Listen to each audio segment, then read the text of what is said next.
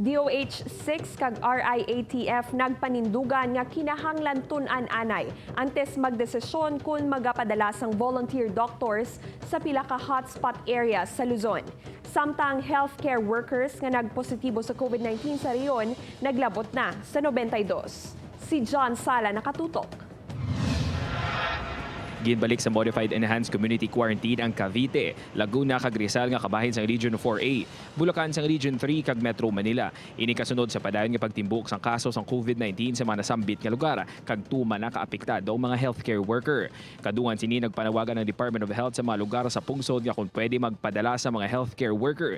Ilabi na ang mga doktor nga mag-volunteer nga i-assign temporaryo sa mga hotspot area sa Luzon bilang mga substitute healthcare worker. Ang nakabutang na dire is in the spirit of bayanihan, we are asking your office to solicit 20 doctors. Una na nga naghinyo ang DOH sa rehiyon nga mag-augment sa mga volunteer doctor sa syudad sa Cebu apan ginkan sila ini matapos ang madamo ang negatibong reaksyon sa mga grupo sa doktor sa rehiyon.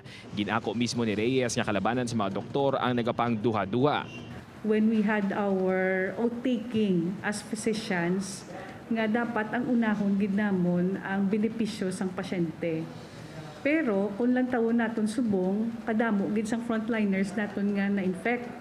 We want to protect also the frontliners. That's why it's only for volunteer. But we need also to address the issues of Region 6 as well. Pabor man ang Regional Interagency Task Force nga magbulig sa iban nga rehiyon pinaagi sa pag-augment sa mga doktor apang kinahanglan padalman anay sang DOH 6 antes magpadala. Samtang sa pinakauli nga datos ang DOH 6 naglab-ot na sa 92 ang mga healthcare workers nga nagpositibo sa COVID-19.